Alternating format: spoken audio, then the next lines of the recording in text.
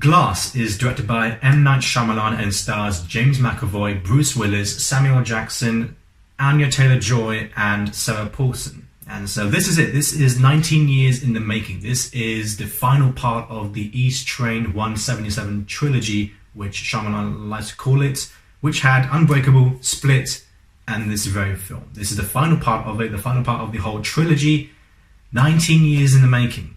This film contains both elements of those last two films of McAvoy's supervillain origin story and David Dunn's superhero origin story, along with the mastermind that is Elijah Wood, all into one film, mixed into one film to have this epic final part of the trilogy.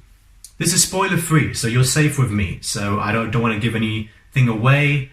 I want to make a spoiler filled review separately because there's a lot of things that I want to cover. And so I want to try my best not to give anything away. Well, I won't give anything away, but I was so ready to see this. I was pumped, guys. This was one of my most anticipated films of this year. Check that out, by the way, because there are a lot of good films on that list that I hope won't disappoint me.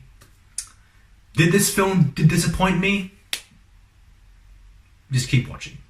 Unbreakable is a very underrated film. I think it's a masterpiece. I think it's Shyamalan's best work till date. I love Split. I watched Split first. That's the problem. I watched Split first and I realized, oh, obviously this is part of the Unbreakable universe. Then I watched Unbreakable again. Unbreakable first, obviously, after this, and I loved it. I fell in love with that film. And so I was a bit late to the whole party, but nonetheless, expectations were very high for this film. There are so many great things to appreciate about this film. I felt that the film is split into 3 acts. The first act is mostly focused on Bruce Willis's character, David Dunn. Really great job. You can see how much respect Bruce Willis has for Shyamalan. He really gives it all in this. The first 30 minutes of this film, incredible, amazing start. It was so great to see Dunn's character after 19 years. You try and figure out where he's been, what he's been doing this whole time. His son is in this film as well, the same actor who played his son 19 years ago. I thought that was really, really cool. I mean, you can see it in his eyes. That's the same guy. The second act is mostly based on Kevin's character, James McAvoy, the Beast. All 20 personalities. Speaking of McAvoy, this guy does an outstanding performances in this film. We see all 20 personalities in this film out of 23. He is arguably as good as he is in the film Split. He continues to prove to be one of the greatest actors of our generation. He is up there, and he proves it again in this film. And what he does is spectacular. It's every time he's on screen, he just steals the show. He's so good. I was really happy with that. I was so excited. I was so ready to see his character once again. The interactions between the 3 characters, it's so exciting to see. It gave me chills when we have both Dunn and Elijah Wood in the same room after 19 years. Speaking of Elijah Wood, the third act is based on Samuel Jackson's character. It's all about him. That's when he shines. Despite the film being under his name, he gets all the shine towards the end of the film. But we'll get to that in a sec. But I want to address something which has got nothing to do with the entire film itself. I want to address the reception that this film has been receiving, which has been very negative, I gotta say. The first reviews came out and it got 30%. Who is reviewing this? Who is watching this? This film does not deserve to be categorized as being under 30% from Rotten Tomatoes. What?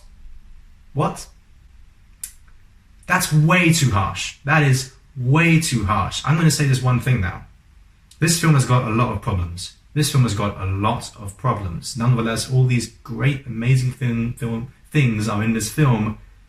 There are some problems.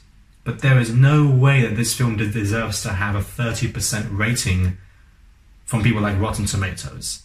No way. I'm not buying that.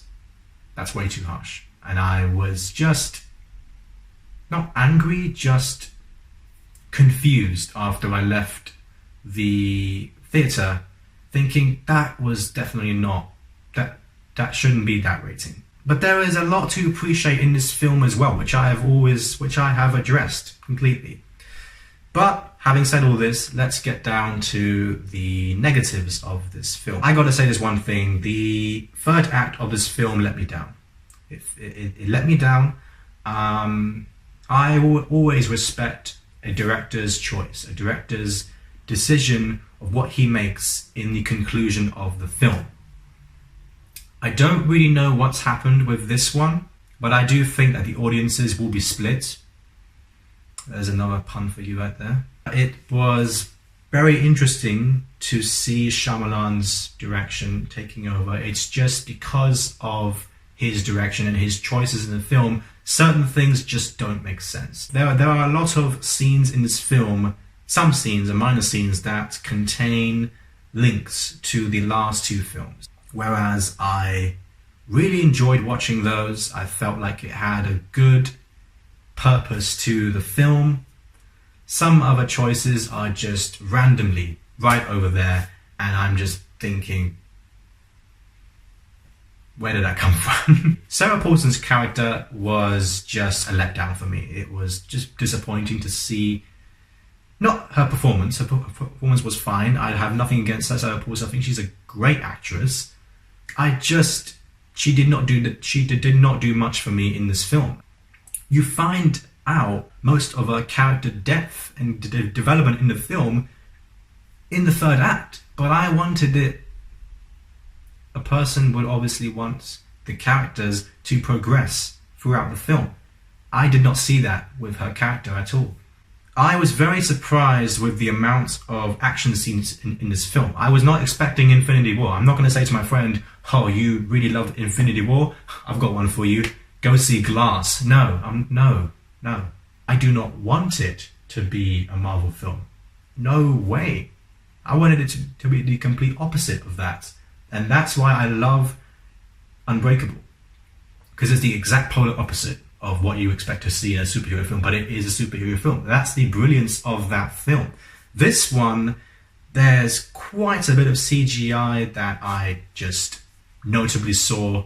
I noticed it quite a bit. But yes, I think most of the problem lies within the third act of this film. The editing, pretty choppy.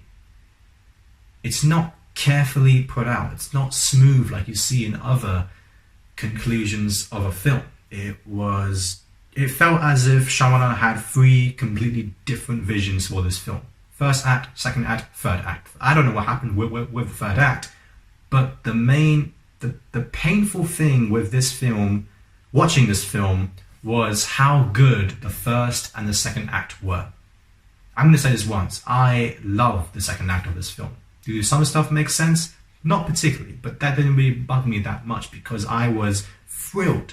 I was thrilled watching the first and the second act.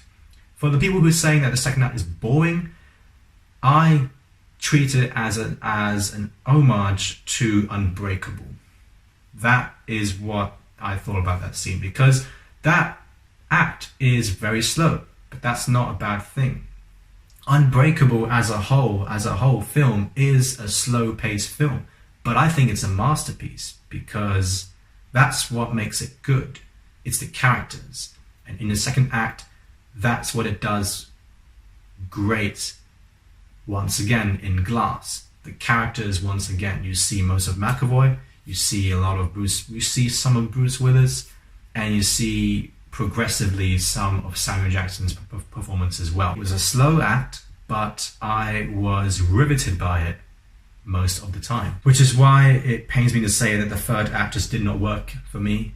I was very conflicted. That's the thing. I was very conflicted. I'm trying to talk about this film without giving anything away, and it's the most frustrating thing because there's so much I want to say, but obviously out of respect, I'm not going to do that. Guys, this is not a bad film at all. This is not a bad film at all. It's just the way it wrapped up and the way some things are left. It's disappointing. As a fan of this trilogy, most of the problems lie within the third act. If it was in the first act and it redeemed itself in the third act, then it would be completely different. But because the audience is left in that feeling in the ending, that's what they're going to remember. And that's unfortunate because it was going really, really well. So getting out of the theatre, I was quite conflicted. I love the performances in this film. I thought they were great. Anya Taylor-Joy is, once again, she does a great job. You see her character progress quite a bit in this film, whereas in the last film, you don't really see much of her expression. You don't really see much of her reactions. In this film, you see a lot of it, and it was very touching to see that, especially the relationship between what you've seen in Split, between Kevin's character and Casey Cook. You see just a little bit more of that in this film, and that's what I really enjoyed as well, and I thought that was a great thing to include. But the way I see it is Glass is a good film with a disappointing conclusion. I don't have much of a problem with what happens in the film, I just have a problem with how it is executed. That's what I have a problem with. But there is no way that this film deserves to have the reception that it has been receiving this entire time. I think that... No way. I think despite all those problems, this film is quite underrated. I want to give some grades out for this film for my next few reviews for this new year. A lot of other critics around YouTube are doing this as well, so I thought, why not I do this as well? I want to give a grade for films from now on, and I'm going to give Glass a B-. Guys, what did you think about this film, Glass? What are your thoughts? Give them all that down below. Respect people around you who have not seen this film yet. No spoilers, please. I will give a spoiler-filled review for you very, very soon. What is your favourite Shyamalan film? That's a very good one. What is your favourite Shyamalan film that you have seen?